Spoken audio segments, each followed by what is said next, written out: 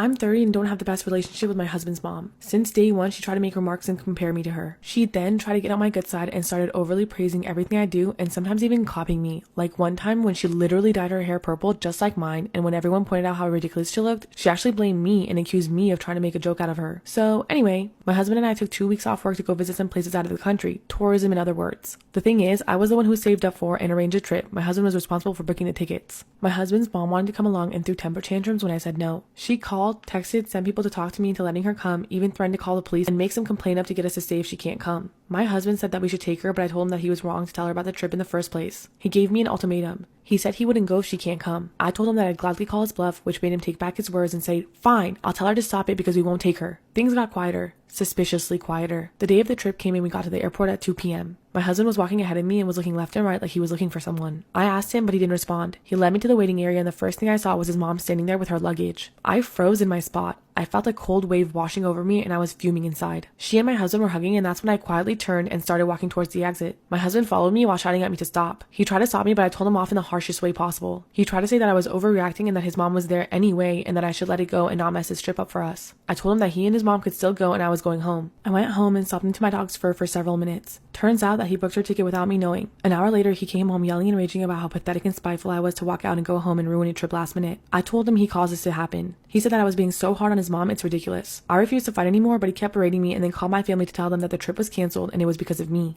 My family said that I shouldn't have ruined it for myself and should have sucked it up and done my best to enjoy. Did I really overreact? Am I the asshole for walking out of the airport when I saw my husband's mom standing there with her luggage?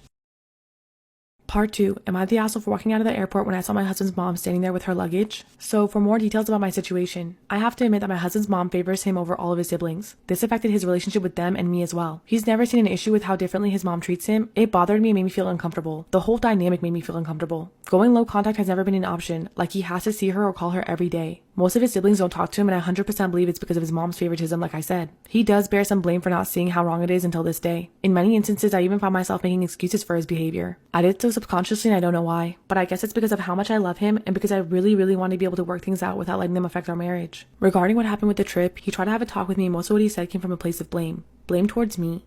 I just couldn't continue with this argument. I told him that I needed space and I would be going to stay with my sister for a while. He didn't take it well. He literally got up from the couch and opened the door and telling me to go right then. In that moment, and seeing how he was still not anywhere near understanding what he had just did, made things perfectly clear to me. I just had pictured years and years of life being lived like that and I was like, no, I can't do it. Can't take any more of it, especially when he keeps focusing on being right every time. His mom can do no wrong. I'm always the aggressive, crazy, jealous, pathetic overreactor. Everyone's opinions, advice, and concerns were like a spark, like the wake-up call that I really needed. Though I wish it didn't get this far, but what's done is done. Right now I'm staying with my sister. I brought my dog with me as well. He sent me his last message telling me that I'm the one choosing to end what we had together, but I believe it's the other way around. Especially with how he keeps making his mom the victim in this situation. It's become clear that now we keep going in circles with no end in reach and I'm just so exhausted and overwhelmed. I'm not mad at him and I don't expect him to change, but at least I'm given options to decide what's best for me and my future, even if it's separation and divorce. My husband's in love with an online scammer who he believes is going to marry him. My husband and I are newlyweds, both 21. We're from Ukraine, where it's pretty common to marry at the ages between 18 and 21. We just got married in January. However, in March, my husband said that he wants to take a break from living together because he's depressed and wants some time alone. He said that we both wouldn't date other people and that it would be absolutely disrespectful and wrong if we see other people because he just needs time to feel better.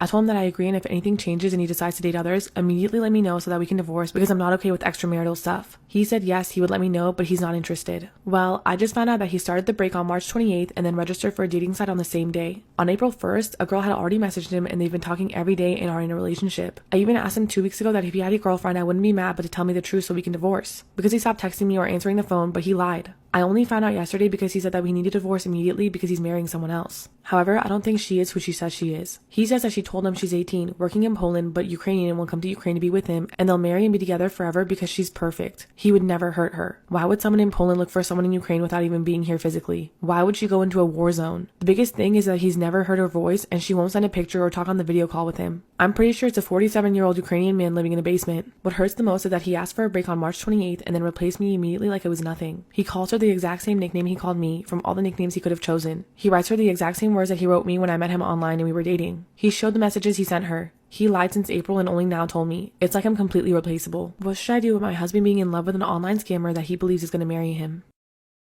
I work as a security guard, and me and my team have traditionally worn a typical police-style uniform when on duty. We recently had a new site manager who wanted to change our image and impose one of those concierge-style uniforms with a blazer and tie, despite all of us objecting as it was uncomfortable, impractical, and we all hate the way it looks. The manager told us the uniform change was coming whether we liked it or not, because one thing he cares about more than anything is presenting the right image. So after we began wearing the new uniform, my team, at my instruction, began to deliberately make ourselves look as gross and slovenly as possible. For example, we would spill food and drink on our uniforms on purpose and not wash them or iron them prior to starting a shift. One guy made a point of wearing his uniform when he went to the gym and worked out before coming on duty, so the uniform was crumbled, drenched in sweat, and reeking. We would drag our blazers through the dirt and mud and wear shirts half untucked. When I needed to sneeze, I would openly and in front of clients sneeze into the tie that I was wearing and loudly blow my nose into it like it was a handkerchief. Also, at the end of every shift when writing our reports, each of us would always litter the report with mentions of how bad the uniform was and how it made the job more difficult. Complaints about our appearances skyrocketed, and the manager held an emergency meeting where he screamed at us and called us selfish a-holes. But we refused to be cooperative, so he was eventually let go because he couldn't manage us effectively. Before he left, he told me that I was the biggest piece of crap he ever met for being the ringleader of this whole thing. I don't think I am, but the fact that he was fired and has a family is the thing that makes me consider that maybe I am. Am I the asshole for leading a mutiny against the new uniform policy and getting a guy fired? 2 years ago, I, 27, got married in a courtroom just to get the immigration paperwork started for my abroad now husband, 29. He always promised to provide me with a real ceremony eventually. The ceremony I wanted was picked out and cost about $7,000 in a South American resort, includes ceremony, reception, and week-long honeymoon. I loved the idea since it was a country both our families could easily fly to.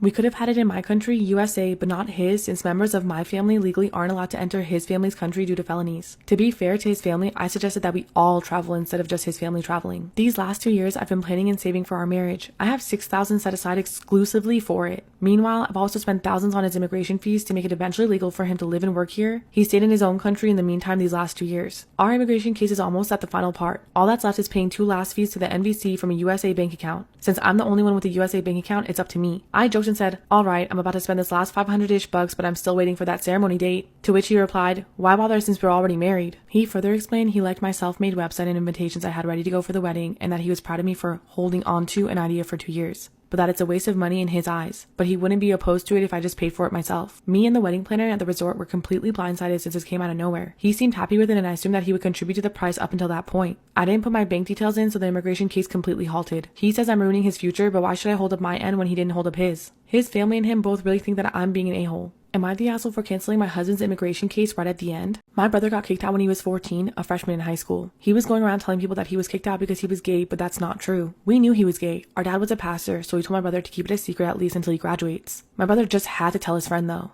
I tried to help him and be there for him, but there was only so much that I could do. My parents financially supported me, so I couldn't go against their wishes. My brother, now 24, reached out to me. We've been communicating every few months, but he told me that he was getting married. I went to dinner at their house. I thought it would be just the 3 of us, but it was a dinner with his friends and his friends' parents. The friends' parents are the ones that he stayed with when he was kicked out, and they seem to think that that makes them his family. I asked my brother if our parents knew about his engagement, and he told me that they didn't. He doesn't want a relationship with them, and he doesn't want them at the wedding. I told him that he was being childish. He needs to get over it and forgive them. The only reason they never let him come home was because he was shit-talking them around the town. He has a chance to show them that he's the bigger person now and to apologize. I went home after he wouldn't listen, and I told our parents everything. I also gave them his number. Apparently, they called and tried to talk to him. He hung up and blocked them, and then called me to scream at me for giving them his info. He told me I was an a-hole and uninvited me to his wedding. Am I the asshole for telling our parents my brother is getting married? Me, 29, and Erica, 27, dated for 2 years and have been engaged the last 4 months. After we got engaged, Erica moved into my house. I still pay the mortgage while she pays for utilities, groceries, and household items. After we get married, the plan is to put her on the house so that she gets equity as well. Her friend Leia, 27, and her have been best friends since high school. I don't particularly like Leia, but I've also been cordial as I know she's going to be in my life. My issue is that Leia thinks of my home as hers. Here are a couple examples. She always brings her boyfriend over and he's a sketchball. She talks to me in a very disrespectful way in my own house, like I'm the guest and she and Erica own it. One day I went out to my garage and some of my tools were missing. I checked my camera and Leia and her boyfriend were in my garage with Erica and took some tools with them. I asked Erica and she said they were just borrowing and would return them. I had to reach out multiple times for them to finally return the tools weeks later. I have a nice wine and liquor collection and I was working late one Friday. While I was working, I heard some clinking of bottles together. Erica wasn't home, so I went out to see what was up. Leia was behind my bar. I asked her what she was doing and she said that Erica told her it was okay to borrow a bottle of wine for her party and that she would pay it back. I told her no, that it wasn't alright and to leave. I asked Erica about this and she said, "I don't remember telling Leia she could take a bottle, but I might have. I don't remember." I told her at this point I wasn't comfortable with Leia being in my house. Erica sort of understood but also blew me off. Final straw came when I wanted to go hit some golf balls and my clubs were missing. I freaked out because I golf regularly and my clubs are my biggest investment. I went to check the camera again and Leia used my garage code and took the clubs. I called Erica and told her to get them back immediately. Erica said that Leia had asked for the garage code to grab some clothes from her closet but not my clubs. I threatened to call the police but Erica stopped me. Leia kept telling us that her boyfriend needed them for a work thing.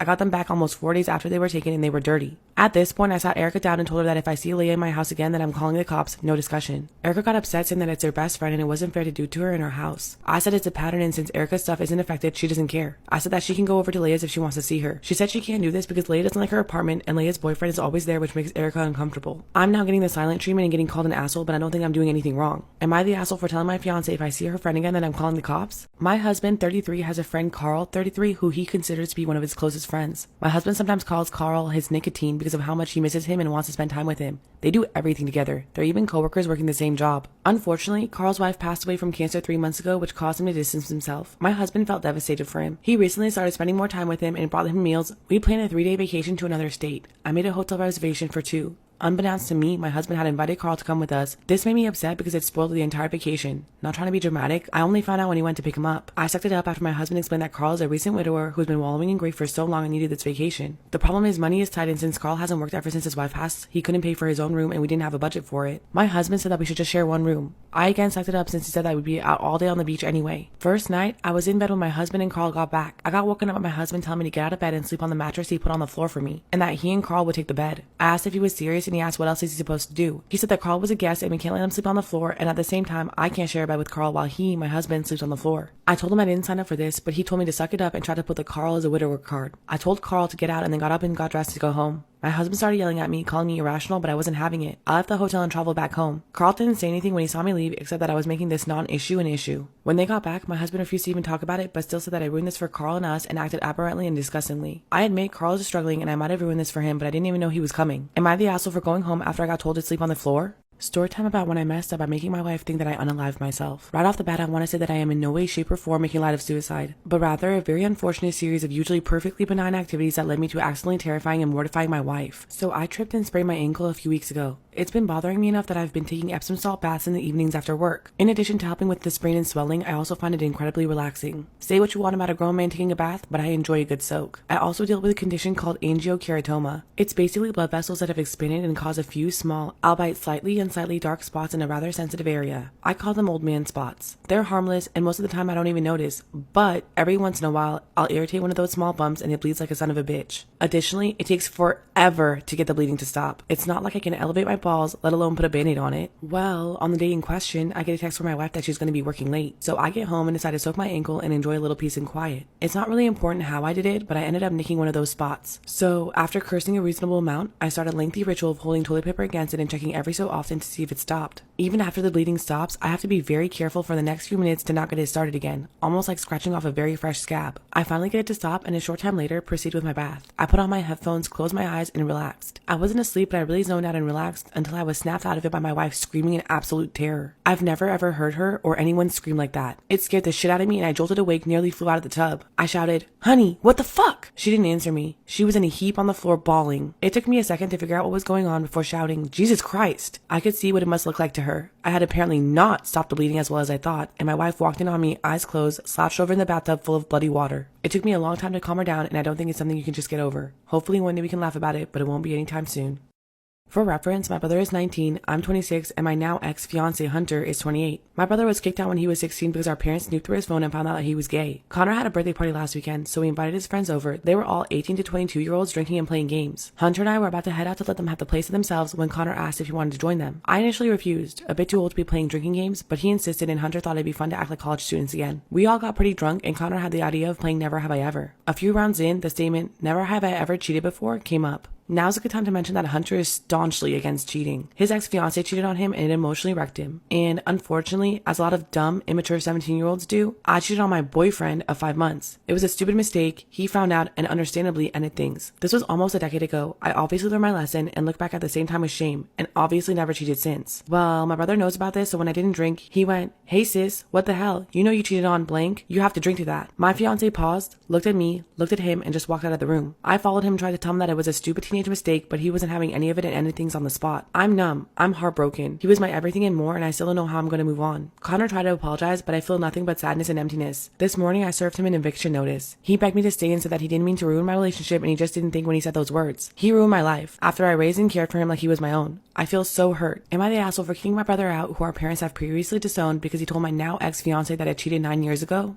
Storytime about when I accidentally turned myself in for homicide. A few years ago, I was driving in a quiet residential neighborhood late at night to get to a friend's house. Everyone on the streets had their garbage and recycling bins out and one was knocked over with everything spilling out. I tried to dodge it, but I felt my car go over a bump. As I looked in the rearview mirror, I see something that looks like an animal. I immediately stop, and as soon as I open the door, I'm hit by the smell of a skunk. Once I confirm it's dead, I get back to my car and start freaking out. I've never hit anything before, and the idea I just killed something hit me hard. I called my friend to tell him that I'll be a little late, and as soon as he picks up, I start bawling my eyes out. I try to tell him what happened as best I can while crying. My friend asks me if I want him to call someone and I say yes. I'm thinking he means the city or whoever you call to report roadkill. I tell him exactly where I am and he tells me to stay put and he'll call me right back. Less than 10 minutes go by and I hear sirens. Shortly after, police pull up behind me. Ambulance and fire shortly arrive after. Now it's close to 1 a.m. and people are starting to come out of their houses and the street is packed. Police officers are telling me to roll my windows down and looking around my car. Paramedics and firefighters are doing the same thing. Bear in mind the horrendous smell they're all dealing with. They get to my window and I'm still crying but extremely confused, so I start to tell them what happened and they keep asking, where is he? I get out and point to the skunk and all hell breaks loose. They start yelling at me, asking if I'm pranking them and telling me that I committed a crime. Between their disparagements, I realized that they were responding to a homicide. I called my friend and realized that he thought I killed someone. In my distressed state, all he could make out was, "Oh my god, I hit him, he's dead, oh my god," and lots of crying and swearing. The mix-up had to be explained by everyone around, including all the neighbors that came outside. Police were pissed off and gave me a very long lecture, but ultimately decided not to charge me. The kicker, one of the neighbors heard the story and gave me an odd look and said that the skunk's been there for a few hours. They already left a message about it. The bump was actually from spilled recycling. The police get mad again and eventually yell at me to leave. All in all, it was a valuable learning experience to text when I'm crying.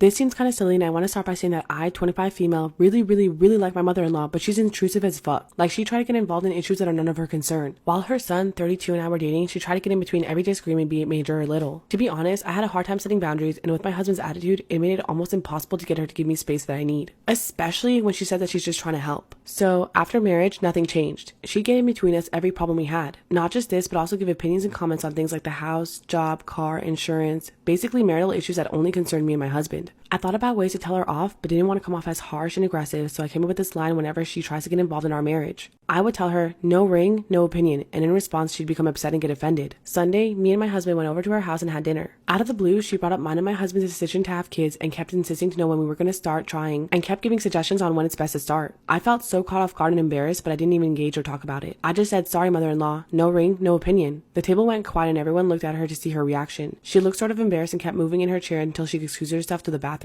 My husband glared at me and looked super pissed. He then went to talk to her and it turned awkward. After we went home, he started berating me for what I said to his mom. He said it was rude and disrespectful. I told him that his mom overstepped by commenting and giving opinions on marital matters that only concerns us. He yelled at me saying, the fuck you want me to do? Disown her? Really? Think about how this would make you look in front of the family. Then went to call his dad, who was also upset with me, saying I embarrassed his wife for no reason whatsoever and that I needed to get rid of this horrible attitude of mine. Did I go too far? Am I the asshole for telling my mother-in-law no ring, no opinion whenever she gets involved in my marriage?